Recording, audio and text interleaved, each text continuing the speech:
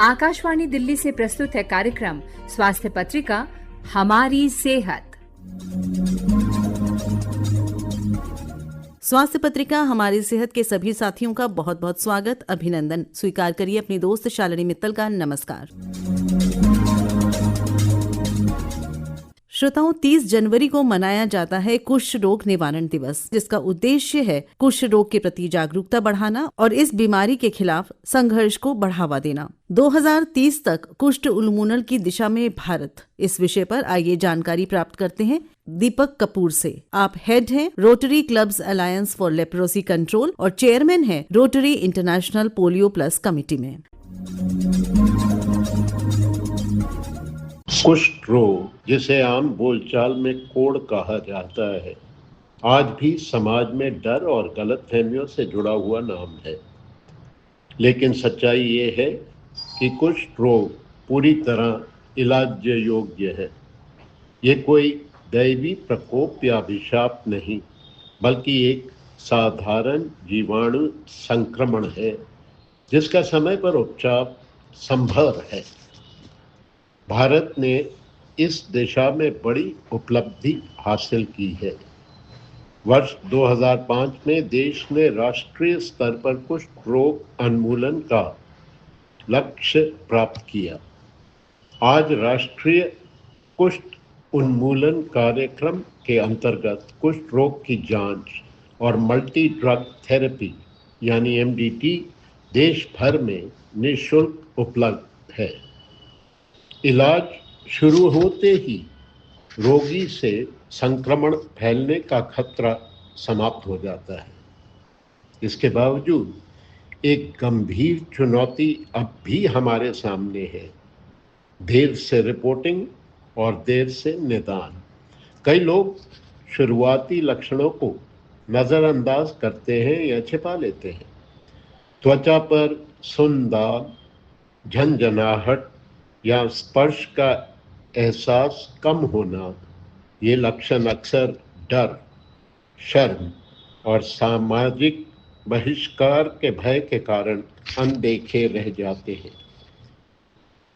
यही देरी आगे चलकर विकलांगता का कारण बनती है, जबकि सच्चाई ये है कि कुष्ठ रोग छूने से नहीं फैलता और इलाज के बाद व्यक्ति पूरी तरह सामान्य जीवन जी सकता है, सम्मान के साथ, आत्मविश्वास के साथ।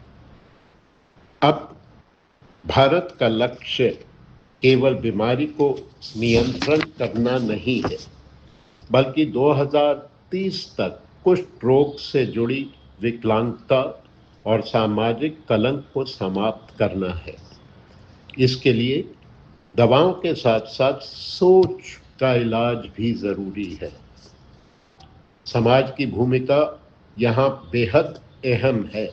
सही जानकारी साझा करना, लक्षण देखने पर तुरंत जांच के लिए प्रेरित करना और प्रभावित व्यक्ति को डर या तिरस्कार नहीं बल्कि सम्मान और सहयोग देना।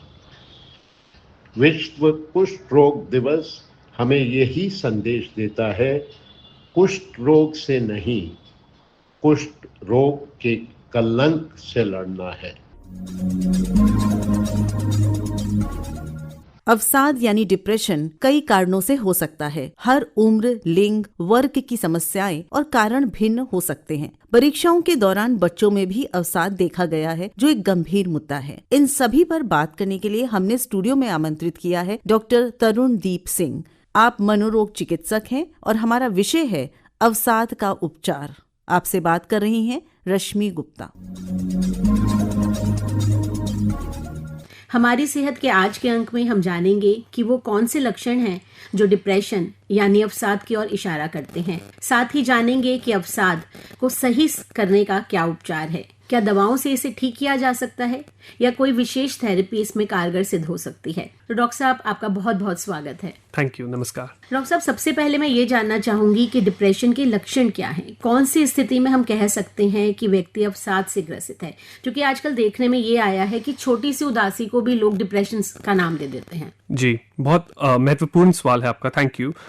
डिप्रेशन सिर्फ उदासी नहीं है, इसके अंदर उदासी के अलावा बहुत सारी चीजें हमें देखने को मिलती है। फॉर एग्जाम्पल, हमारा खाने का जो एपेटाइट है वो कम हो जाता है, हमारी नींद जो है उसके अंदर चेंजेस आते हैं। कई लोग कम सोना शुरू कर देते हैं, कई लोग ज्यादा सोना शुरू कर देते हैं, थकान महसूस होती है, जो उनका कार्य, जो भी जीवन का कार्य वो करते हैं उसमें उनको दिक्कत आती है। जैसे कि फॉर एग्जाम्पल उन्हें लगता है कि वो फोकस नहीं कर पा रहे, या फिर पढ़ाई ढंग से नहीं हो पा रही है, या फिर अपने काम में उनका मन नहीं लग रहा है, तो ये सब सिम्टम्स भी रहते हैं। उसके अलावा उनको शरीर में और भी सिम्टम्स जैसे कि पेट की कोई तकलीफ, जैसे कि कॉन्स्टिपेशन, ये सब भी हो सकती हैं। तो ये जो है इसका एक बहुत ही हमें ओवरऑल होलिस्टिकली पेशेंट को देखना पड़ता है, और फिर हमें समझ आता है कि क्या ये डिप्रेशन है या फिर ये सिर्फ एक उदासी जैसा महसूस हो रही है। इसके अलावा एक जो बहुत ही महत्वपूर्ण पेशेंट्स एक्सपीरियंस करते हैं वो है the feeling of feeling very rigid और स्टक इन अ सिचुएशन। तो उन्हें लगता है कि वो बहुत ही अटक गए हैं कहीं, ना तो वो आगे कुछ जो आगे, ना वो अपने बारे में अच्छा पॉजिटिवली सोच पा रहे हैं। तो एक फीलिंग ऑफ होपलेसनेस, एक वर्थलेसनेस जैसी उन्हें आती है कि कुछ ठीक नहीं होगा, सब खराब है, मैं किसी लायक नहीं हूँ। तो वो एक्चुअली बहुत ही इंटरेस्टिंगली उसका अब हमें नई रिसर्च से समझ आ रहा है कि ऐसा क्यों होता है, but this is a very important symptom जो हमें अवसाद में देखने को मिलता है। सर, वैसे किन कारणों की वजह से होता है अवसाद? अवसाद के कई कारण हैं, इसको हम अंग्रेजी में मल्टीफैक्टोरियल कॉजेशन कहते हैं, जिसका मतलब होता है कि बहुत सारे कारण मिलके कई कारण बन के डिप्रेशन होता है। एक क्लियर कारण कभी ऐसे डिफाइन नहीं किया जा सकता। इसमें जेनेटिक्स का भी रोल है, इसमें बाकी आपके लाइफस्टाइल इश्यूज का भी रोल रहता है, आपकी नींद, आपका काम करने का स्टाइल, आप कितने घंटे सोते हैं, कितने घंटे क्या खाते हैं, कैसी आपकी डाइट है, वो सब चीजें। उसके अलावा ये बहुत समझना जरूरी है कि जो ब्रेन है उसके लिए स्ट्रेस का मतलब हर प्रकार का स्ट्रेस होता है। वो सिर्फ फिजिकल स्ट्रेस नहीं को मानता, या फिर सिर्फ इमोशनल स्ट्रेस से डिप्रेशन नहीं होता, वो हर तरह के स्ट्रेस से उसे अवसाद हो सकता है। फॉर एग्जाम्पल, हम अक्सर देखते हैं कि जो लेडीज प्रेग्नेंट होती हैं, जब गर्भवती होती हैं, तो उनके अंदर, क्योंकि अब एक प्रेग्नेंट होना बहुत ही स्ट्रेसफुल स्टेट है एक फीमेल बॉडी के लिए, तो हमने अक्सर देखा है कि उसके आसपास के टाइम में या after the delivery of the child, postpartum depression, जिसे कि प्रेगनेंसी रिलेटेड कहते हैं, अब उसमें उदासी तो कोई नहीं हुई, हो सकता है माँ बहुत खुश हो कि उसका बच्चा हो गया, लेकिन उसके जो सिम्टम्स हैं, क्योंकि बॉडी इतना स्ट्रेसफुल स्टेट से गुजरी है कि उसकी वजह से उसको डिप्रेसिव सिम्टम्स आ रहे हैं। तो किन बड़े बीमारियों की और भी डिप्रेशन लेके जाता है? हाँ, तो जैसे कि ये जो सबसे कॉमन बीमारियों से एसोसिएटेड रहता है डिप्रेशन, वो है हाइपोथायराइडिज्म, यानी कि थायराइड लेवल्स में कमी होना। ये खास करके फीमेल्स के अंदर ज्यादा कॉमनली पाई जाती है, और इसका डायरेक्ट लिंक है जिसके अंदर उनको कई सिम्टम्स होते हैं, जैसे कि बाल झड़ना, कॉन्स्टिपेशन होना, वेट बढ़ना, उसके साथ साथ डिप्रेशन का सिम्टम्स भी उनमें काफी कॉमनली होता है। अच्छा, कौन सी स्थिति में पेशेंट को डॉक्टर के पास जाना चाहिए? वो साइकेट्रिस्ट के पास जाएं या साइकोलॉजिस्ट के पास जाएं? किस तरह का डिप्रेशन, जी, या ये कहें कि किस तरह के डिप्रेशन का इलाज कौन से एक्सपर्ट करेंगे, ये कैसे पहचाने? जी, तो इसका मैं आपको पहले डिप्रेशन को थोड़ा उसको हम डिफाइन कैसे करते हैं मैं आपको वो बताता हूँ। कॉमनली हम एज अ मेडिकल फ्रेटर्निटी हम डिप्रेशन को या तो माइल्ड कहते हैं, जिसमें जीवन में थोड़ा भारीपन आ गया है, जीवन में थोड़ा सा डिफिकल्टीज आ रही हैं, लेकिन वो कहीं ना कहीं अपने जीवन दिनचर्या को जी पा रहे हैं फिर भी। उसके अलावा हम मॉडरेट सिम्टम्स तब कहते हैं जब उनको जो सिम्टम्स है वो काफी इम्पैक्ट कर रहे हैं, जैसे कि उनका काम अफेक्ट हो रहा है, उनका स्लीप, उनकी एपेटाइट, खुराक, ये सब में चेंजेस आ रहे हैं, उनके रिश्तों में इफेक्ट पड़ रहा है। लेकिन उसके अलावा जो सिवियर कंडीशंस होती है जिसमें बहुत ज्यादा ही, जिसे हम फंक्शनल इम्पेयरमेंट कहते हैं, कि उनकी काफी जो लाइफ की डे टू डे एक्टिविटीज है वो काफी ज्यादा अफेक्टेड है। डॉक्टर साहब, किस स्थिति में डॉक्टर के पास जाना चाहिए, और ये कैसे पता चले कि साइकोलॉजिस्ट के पास जाना है या साइकेट्रिस्ट के पास? तो पहले तो डिप्रेशन की सेवेरिटी जाननी जरूरी हो जाती है कि डिप्रेशन कितना गंभीर है। माइल्ड सिम्टम्स भी होते हैं कई बार, जिसमें सिर्फ आपको भारीपन फील होता है, जीवन में थोड़ी सी लगता है कि उतनी मोटिवेशन नहीं है, या थोड़ा सा। उसके बाद मॉडरेट सिम्टम्स भी होते हैं जिसमें आपको लगता है काफी भारीपन महसूस होता है जीवन में, आपकी डे टू डे लाइफ काफी अफेक्टेड रहती है, आपकी नींद में चेंजेस आते हैं, जैसे हमने बात करी, एपेटाइट खराब हो सकती है, और आपको मन नहीं लग रहा, तो ये सब सिम्टम्स। बट अगर आपकी लाइफ बिल्कुल ही एक तरह से आपको लगे कि रुक ही गई है, फुल स्टॉप हो गई है, उसे हम सिवियर डिप्रेशन कहते हैं, जिसमें कई लोग कई बार खाना पीना बिल्कुल ही बंद कर देते हैं, या फिर उनको बहुत ज्यादा अपने आप को जान लेने तक की मन करने लगता है, जिसको हम सुसाइडल रिस्क कहते हैं, वो काफी बढ़ जाता है। तो इस तरह से हम इसको डिफाइन करते हैं। अब आप जितना जल्दी डॉक्टर के पास जाएंगे आपको उतनी प्रोफेशनल एडवाइस मिल पाएगी, क्योंकि हर पर्सन टू पर्सन उनके सिम्टम्स, उनको जो एक्सपीरियंस है वो डिफरेंट रहता है। अब रही बात साइकोलॉजिस्ट की, तो साइकोलॉजिस्ट साइकेट्रिस्ट के साथ ही काम करते हैं अक्सर, and they work like a team.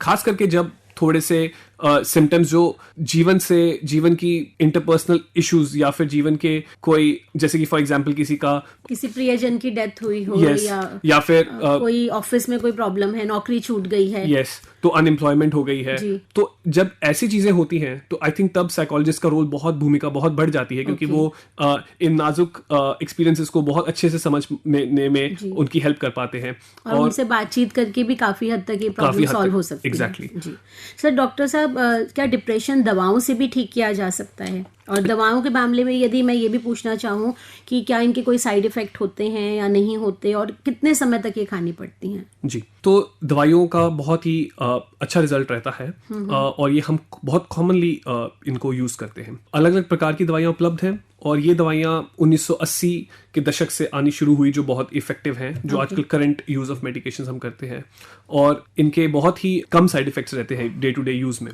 अक्सर जब स्टार्ट की जाती है कोई भी मेडिकेशन तो बॉडी को एडजस्ट होने में थोड़ा टाइम लग सकता है।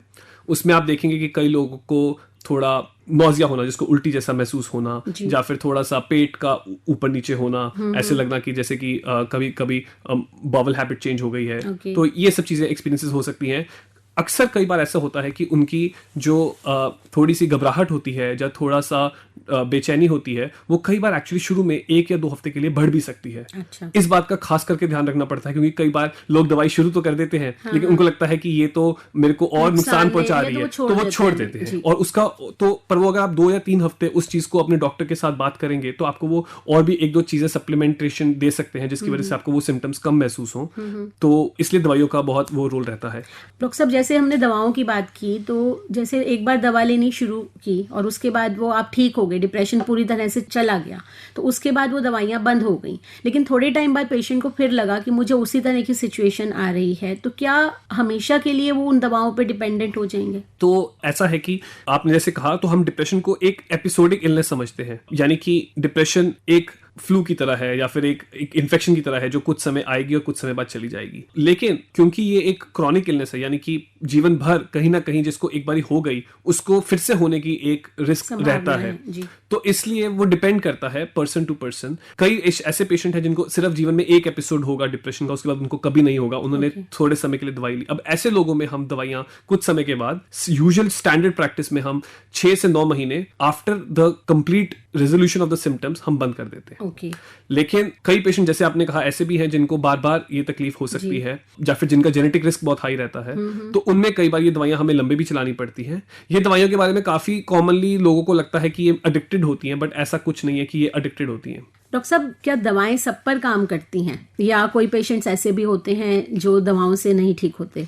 दवाइयाँ एक्चुअली अनफॉर्चुनेटली सब पे काम नहीं करती। 30 to 40% पेशेंट्स पे हम जब 1 से लेके 2 दवाइयाँ जो अलग अलग प्रकार की ट्राई कर लें और फिर भी आराम ना हो, तो हम उसे ट्रीटमेंट रेजिस्टेंट डिप्रेशन कहते हैं या फिर TRD कहते हैं। ओके, तो उन्हें किस तरह की थेरेपीज देते हैं फिर आप? हाँ, TRDs में हम अलग अलग तरीके हैं ट्रीट करने के। उसमें सबसे पहले तो हम कॉम्बिनेशन करते हैं, जिसमें हम 2 अलग अलग प्रकार की दवाइयों को मिक्स करके देने की कोशिश करते हैं। और उसके अलावा अगर फिर भी वो नहीं बेहतर हो पा रहे, तो हम न्यूरोमॉड्यूलेशन टेक्निक्स, उनके बारे में कंसिडर किया जाता है पेशेंट्स के साथ। तो ये किस तरह की टेक्निक होती है? तो neuromodulation techniques basically completely non medication way of treating the patient है। अच्छा। इसमें क्या है कि हमने ब्रेन के कुछ रिसर्च से अंडरस्टैंड किया है कि कुछ एरियाज इन बीमारियों में ज्यादा अफेक्टेड रहते हैं, जो तेज हो जाते हैं या सुस्त हो जाते हैं, तो उनको उत्तेजित करने के लिए हम कुछ डिवाइसेस इनको यूज करते हैं। फॉर एग्जांपल, कई बार हम इलेक्ट्रिकल सिग्नल पास करके उत्तेजित कर सकते हैं ब्रेन के कुछ एरियाज को, और कई बार हम स्ट्रॉन्ग मैग्नेटिक फील्ड लगाकर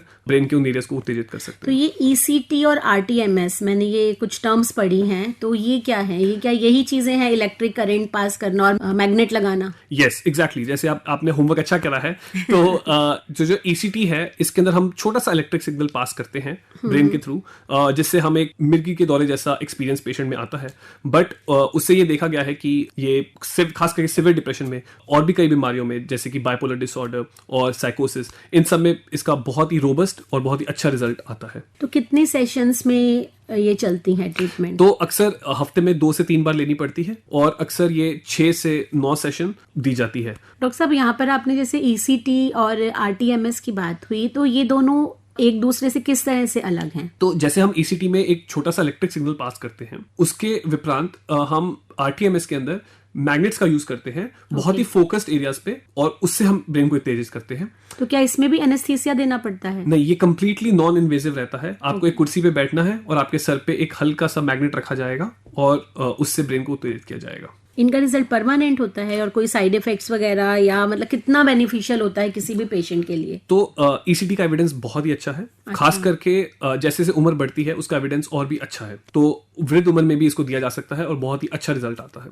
अच्छा, जैसे आपने बताया वृद्ध उम्र में, यानी कि सीनियर जो सिटीजन्स होते हैं 70+ हैं या 80+ हैं, तो उनको और भी बहुत सी बीमारियां अक्सर वृद्धावस्था में होती हैं पेशेंट्स को, तो क्या उनके साथ में उन्हें इस तरह का इलेक्ट्रिक करंट देना या मैग्नेटिक इफेक्ट्स डालना उनकी बॉडी में, वो सही रहता है? हाँ, तो अगर डिपेंडिंग ऑन देयर सिम्टम्स हम इसको जब भी किसी को ईसीटी के लिए डिसाइड करते हैं उससे पहले उनका प्री मेडिकल चेकअप होता है और उसके बाद प्री एनेस्थेटिक चेकअप भी होता है, क्योंकि ये एनेस्थीसिया जनरल एनेस्थीसिया के थ्रू दिया जाता है। ऑल्दो वो एनेस्थीसिया बहुत शॉर्ट ड्यूरेशन का दिया जाता है, तो उसमें हम इनकी सारी दवाइयों को मॉनिटर करते हैं, चेक करते हैं और फिर देखते हैं कि क्या कोई ऐसी दवाइयां हैं जिनको एडजस्ट करने की जरूरत है। But more often than not, commonly ये ट्रीटमेंट काफी सेफ रहता है और ये कई बार लाइफ इमरजेंसी सिचुएशंस में पेशेंट्स को बहुत हेल्पफुल और उनको ऐसी सिचुएशन में से बाहर लाने में हेल्प करता है। अच्छा डॉक्टर साहब, सुन के बड़ा कंफ्यूजिंग सा लग रहा है कि किसी को हम इलेक्ट्रिक करंट दे रहे हैं और उससे उसकी उदासी दूर हो रही है, थोड़ा सा इसे इलैबोरेट करें। ये बहुत ही अच्छा क्वेश्चन है एक्चुअली। तो जो अभी करंट अंडरस्टैंडिंग है कि ईसीटी कैसे काम करता है ये पूरी तरह डिफाइंड नहीं है, लेकिन जो नई रिसर्च उभर के आई है वो ये बताती है कि ब्रेन में एक एरिया होता है हिपोकैम्पस। वो हिपोकैम्पस हमारा मेमोरी और मूड से रिलेटेड होता है। तो देखा गया है कि ये काफी जो सिवियरली डिप्रेस्ड लोग होते हैं उनमें ये एरिया छोटा हो जाता है। तो हमने देखा कि जब हमने ईसीटी की गई उसके बाद इन लोगों के ब्रेन्स को स्कैन किया गया एमआरआई के द्वारा, तो हमने ये देखा कि इनमें एक्चुअली हिपोकैम्पस अब बड़ा हो गया है और नए सेल्स उसमें आ गए हैं। सो ये क्लियरली दिखाता है कि हाँ, डिप्रेशन का बेनिफिट मिलता है ईसीटी से। ओके। और जो टीएमएस आपने बताया उसकी क्या रिस्ट्रिक्शंस, मतलब किन लोगों को वो नहीं करानी चाहिए? तो टीएमएस जो है वो अगर आपके, एक तो क्योंकि हम मैग्नेट से स्टिमुलेट कर रहे हैं, तो अगर आपके ब्रेन में कोई ऐसी चीज है जो कि मेटालिक इन नेचर है तो उसका हमें ध्यान रखना पड़ता है। जैसे कि कई लोगों में कोई स्टेंट डला होता है या फिर कोई क्लिप होता है ब्रेन के अंदर, कोई ऑपरेशन हुआ होता है, तो हमें तब उस बात को समझना पड़ता है कि वो क्या है। और दूसरा, क्योंकि हम ब्रेन को उत्तेजित करने की कोशिश कर रहे हैं, तो अगर किसी की पुरानी हिस्ट्री हो मिर्गी की या फिर एपिलेप्सी की, तो उसको फिर हमें देखना पड़ता है और उसमें हम कई बार रिस्ट्रिक्ट करते हैं और वो डॉक्टर से डिस्कस करना पड़ता है। डॉक्टर साहब, आजकल युवाओं का ज़माना है, लेकिन देखने में ये आ रहा है कि जो डिप्रेशन है वो युवाओं में भी काफ़ी गंभीर स्थिति में है। तो कुछ बच्चे और यंगस्टर्स इतना भी सोचने लगते हैं कि उनके मन में आत्महत्या का ख्याल आने लगता है। उनके बारे में क्या कहेंगे? हाँ जी, तो उनके लिए यही है कि एक तो अपना स्क्रीन टाइम, आपको पता ही है कि उसके बारे में बहुत एविडेंस आ गया है कि आजकल बच्चों का प्ले टाइम जो है वो बहुत कम हो गया है। तो बाहर खेलना बहुत ही अनिवार्य है जी। स्पेशली ऐसी एक्टिविटीज जो आपको स्क्रीन से बिल्कुल दूर करती हैं, आपके थॉट्स को एक तरह से विराम देती हैं, जैसे कि रनिंग करना, ये बहुत ही इसका अच्छा एविडेंस है कि ये हेल्प करता है मेंटल हेल्थ के लिए। इसके अलावा स्लीप टाइम को फिक्स रखना, कि आप सोएं सही टाइम पर, फिक्स टाइम पर, चाहे आप 11 बजे सो रहे हैं या पढ़ाई के टाइम है तो 11:30 सो रहे हैं, बट उसे फिक्स कीजिए और अपना टाइम ड्यूरेशन फिक्स कीजिए और थोड़ा सा स्क्रीन से दूर रह के सोइए। तो ऐसी चीजें, किताबें पढ़ना स्क्रीन की जगह, और ये सब एक्टिविटीज करना तो आपकी मेंटल हेल्थ को थोड़ा सा कम एंजाइटी और कम डिप्रेशन की तरफ रखेगा।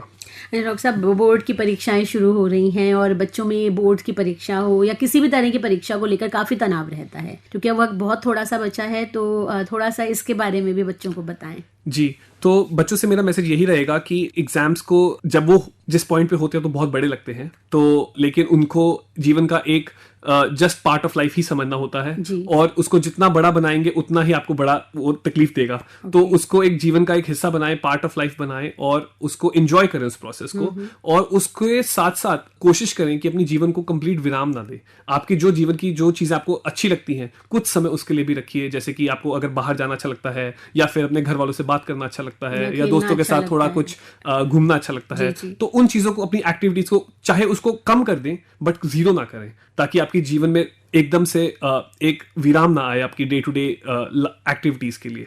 और डॉक्टर साहब, चलते चलते अंत में श्रोताओं के लिए क्या संदेश देना चाहेंगे कि उनको अपनी जिंदगी में कभी भी डिप्रेशन का सामना ना करना पड़े? देखिए, मैं थोड़ा सा इसे प्रैक्टिकल रखूंगा और मैं अपने श्रोताओं से ये कहना चाहूंगा कि हम सब को, किसी को भी कोई भी बीमारी कभी भी हो सकती है, ये एक हार्ड ट्रूथ है।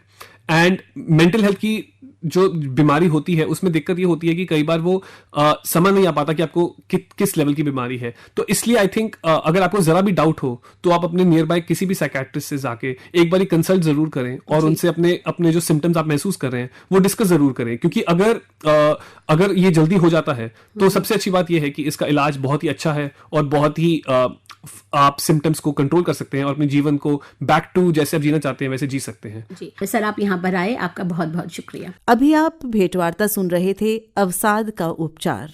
हमारे विशेषज्ञ थे मनोरोग चिकित्सक डॉक्टर तरुण दीप सिंह। आपसे बात कर रही थी रश्मि गुप्ता। आप सुन रहे हैं कार्यक्रम स्वास्थ्य पत्रिका हमारी सेहत।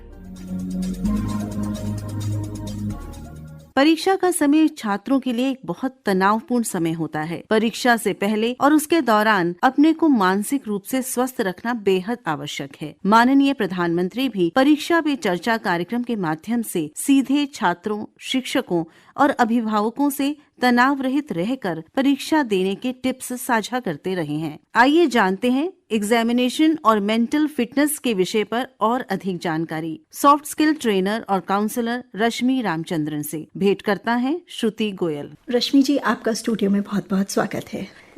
धन्यवाद। आज हमारा विषय है परीक्षा और मानसिक स्वास्थ्य। आपने देखा होगा कि अब परीक्षाएं पास आ रही हैं और ऐसे में सब में एक हमें तनाव का माहौल देखने को मिल रहा है, चाहे वो अभिभावक हैं, शिक्षक हैं या विद्यार्थी हैं। तो इस बारे में आप क्या कहना चाहेंगी? ये एक तरीके की रीत चली आ रही है।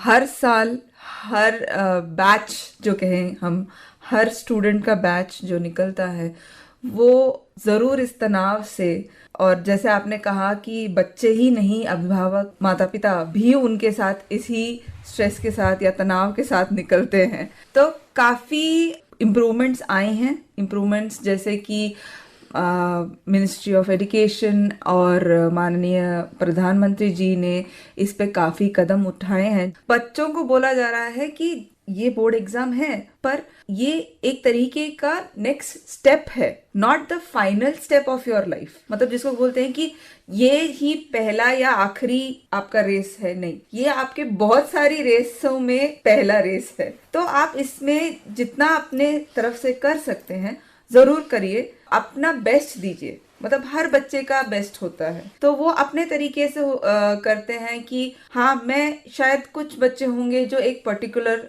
विषय में बहुत ही ज़्यादा रुचि रखते होंगे और बहुत अच्छे तरह से करते होंगे, दूसरे विषय में शायद उनकी रुचि थोड़ी कम होगी और उधर उतना परफॉर्म नहीं कर पाते होंगे। बट बैलेंस करके उनको चलना ही पड़ेगा, क्योंकि उस तरह से ही उनकी मार्किंग्स होती हैं, उनके जो फाइनल रिजल्ट आते हैं वो है। बट उधर वहां पे अपना मानसिक संतुलन बनाए रखना बहुत जरूरी है। आपको क्या लगता है जब परीक्षाएं पास आने लगती हैं, क्योंकि एक स्वाभाविक सी बात है कि अभिभावक भी बहुत ज्यादा चिंतित हो जाते हैं इन चीजों को लेकर, तो अभिभावकों को क्या ध्यान रखना चाहिए इस बारे में? सबसे पहले तो ये ध्यान रखें कि ये आपके खुद के जो बच्चे हैं तो उन पे आप अपना कैसे एक्सपीरियंस के थ्रू, आपके जो पुराने, आपने इतने सालों से बच्चों को वो किया होगा, तो कैसे उनको हौसला दें, बढ़ावा दें, ना कि उनको किसी और के साथ उनकी तुलना करें। टाइम रह गया है, आज से लेके एग्जाम तक का काफी कम रह गया है, तो शायद प्रेशर उस जगह पे डालें जहां से स्टूडेंट को इम्प्रूव होगा, ना कि उस जगह पे जहां से स्टूडेंट और शायद थोड़ा उनका जो मोटिवेशन कहते हैं वो डीमोटिवेट हो जाए वो उस टाइम पे। एग्जाम टाइम जब पास आने लगता है उस टाइम भी शिक्षकों और विद्यार्थियों के बीच में 2-वे कम्युनिकेशन रहना कितना जरूरी है? ये बहुत जरूरी है, क्योंकि उसी शिक्षक ने पूरे साल उस बच्चे को देखा है, पढ़ाया है, समझाया है। भले ही एक क्लास में लगता हो कि 30 बच्चे हैं और शिक्षक क्या सारे के सारे 30 बच्चों को जानते होंगे? बिल्कुल जानते हैं। वो हर 30 बच्चे में सब बच्चों की पॉजिटिव एंड वीक साइड को जानते हैं। तो मैं शिक्षकों से एक स्पेशल रिक्वेस्ट करना चाहूंगी कि आप बच्चों को अपनी तरफ एक ओपननेस रखिए कि बच्चे या फिर आपको ईमेल के थ्रू या व्हाट्सएप के थ्रू रीच कर पाएं। मतलब मान लीजिए कि वो किसी सब्जेक्ट में अटक रहे हैं, किसी टॉपिक में अटक रहे हैं, तो वहां बात कर पाएं। और ये भी ना होकर अगर वो सच में निराश फील कर रहे हैं, उस टाइम पे वो मोटिवेटेड फील नहीं कर रहे हैं, तो आप तक पहुंच सके वो बात, ताकि आप उनको बता सके कि हाँ बेटा आप ये कर सकते हो, या थोड़ा 10 ईयर पेपर सॉल्व कर सकते हो, 5 ईयर पेपर सॉल्व कर सकते हो, या फिर इस बुक से ये वाला टॉपिक पढ़ लो तो ये इजी है आपके लिए। तो एक शिक्षक को काफी कुछ पता रहता है और बच्चे के क्षमता के हिसाब से और वो अच्छे से बता सकते हैं। अब आप बताइए बच्चों को क्या कदम लेने चाहिए?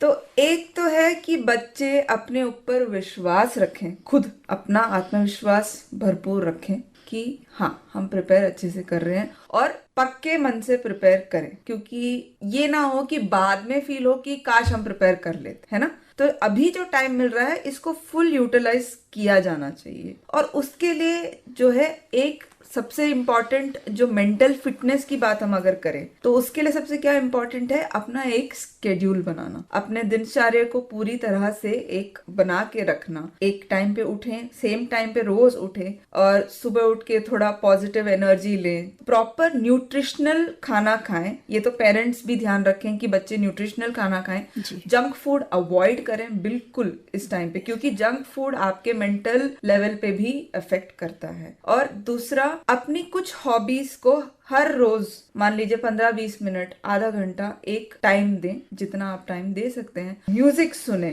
भले ही आप म्यूजिक सुन रहे हैं, या आपको अगर डांस पसंद है तो जम के डांस करिए। वो डांस करने से भी एक तरीके से आपका ब्लड सर्कुलेशन ओवरऑल होता है। या फिर डूडलिंग या ड्राइंग या पेंटिंग, जो भी है 10-15 मिनट, आधा घंटा टाइम लेके निकाल के करें, उससे आपका माइंड एकदम रिलैक्स हो। और इसके ऊपर मैं एक और लेवल कहूंगी कि गाइडेड मेडिटेशन, ये आप YouTube में कहीं पे भी ओपन करके देख लें, सुन लें। तो गाइडेड मेडिटेशन होते हैं जहां पे वो आपको 10-15 मिनट के लिए गाइड करते हैं काम डाउन करने के लिए, तो विच इज वेरी इंपॉर्टेंट। तो बच्चों का मेन पढ़ाई तो मेन है ही, जो तो उनको खुद भी पता है, उनके आसपास के लोगों को भी पता है, पर उसके ऊपर जो ओवर एंड बियॉन्ड हम कहते हैं, तो पढ़ाई के साथ साथ मेंटल फिटनेस बनाए रखने के लिए ये सब चीजें मेरे हिसाब से बहुत जरूरी है। जैसे आपने कहा एक last minute, last race, last hour, तो ये लास्ट आवर में आप क्या टिप्स देना चाहेंगी? बिल्कुल। पहले तो जो टॉपिक्स बच्चों ने अगर प्रिपेयर कर लिए हैं तो वो उसको अच्छे से रिवाइज कर लें, प्रॉपर गोल्स सेट करें। अपडेट शीट सबके पास अवेलेबल है। प्रॉपर गोल बना लें, जिसको हम बोलते हैं long term goal and short term goal. Long term goal हो गया कि ये पूरा जो अभी टाइम है बिफोर एग्जाम, वो यूटिलाइज कैसे कर ले। तो मे बी एक हार्ड टॉपिक और सॉफ्ट टॉपिक को साथ में ले लें, क्योंकि मान लीजिए आप 2-3 हार्ड टॉपिक एक साथ पढ़ रहे हैं तो वो एक मेंटल प्रेशर पैदा करता है। ओवरऑल एक ये बनाए रखें कि अपने अब इस लेवल पे अपनी स्ट्रेंथ्स को ही इम्प्रूव करें। और क्या होता है कि एग्जाम के टाइम पे जब आप पेपर दे के आ जाते हैं तो उसको रख के कई बार लोग सोचते हैं कि कितने मार्क्स आएंगे या कैसा गया मेरा पेपर। देखिए, जो हो गया वो हो गया। उससे पहले आपने जितनी प्रिपरेशन की, जितना आपने अपना बेस्ट दिया, कई बार पेपर डिफिकल्ट आ जाता है, इजी आ जाता है, तो उस हिसाब से ही पेपर जाता है। अब अगले पेपर पे मैं ध्यान दूं। इन बिटवीन जो गैप्स आते हैं, कई बार क्या होता है बहुत लंबे गैप्स आ जाते हैं, तो बच्चे भी थोड़े स्लैक पड़ जाते हैं। तो वो स्लैक ना पड़ के कंटिन्यूअल प्रोसेस रखें। एक वो जो स्केड्यूल जो आज से शुरू कर रहे हैं, भले आज से कर रहे हो या आपने 10 दिन पहले भी कर लिया हो, आज भी अगर चाहें तो इस मिनट पे आप अपना स्केड्यूल रिवाइज करें और देखें कि वो स्केड्यूल जो है आपके गोल के साथ मैच कर रहा है कि नहीं मैच कर रहा है। तो उससे आपका एक माइंडसेट बना रहेगा। बट आगे जाके आप इसको बहुत ही प्यारी तरीके से याद करेंगे। और तो खुश रहिए, खुश रहना एक आदत है, ठीक है। तो उस तरीके से खुश रहिए और जरूर दुआएं लीजिए, चाहे आपके बड़ों की या जिन पे भी आप भरोसा रखते हैं, दुआएं लीजिए और अपनी पूरी क्षमता से, अपनी पूरे लगाव से इस चीज को जाइए और इसको करिए एंड आगे जरूर जो भी होगा बहुत अच्छा होगा। रश्मि जी, आपका स्टूडियो में आने का लिए बहुत बहुत धन्यवाद। Examinations and mental fitness. अभी आप इस विषय पर ली गई भेंट वार्ता सुन रहे थे। हमारे विशेषज्ञ थी सॉफ्ट स्किल ट्रेनर और काउंसलर रश्मि रामचंद्रन। आपसे बात की श्रुति गोयल ने। इसी के साथ आज की स्वास्थ्य पत्रिका हमारी सेहत अब यहीं संपन्न होती है। फिर मिलेंगे अगली बार। तब तक के लिए स्वीकार करिए हमारा नमस्कार। अभी आप आकाशवाणी दिल्ली से सुन रहे थे कार्यक्रम स्वास्थ्य पत्रिका हमारी सेहत। कार्यक्रम की प्रस्तुतकर्ता थी शालिनी मित्तल।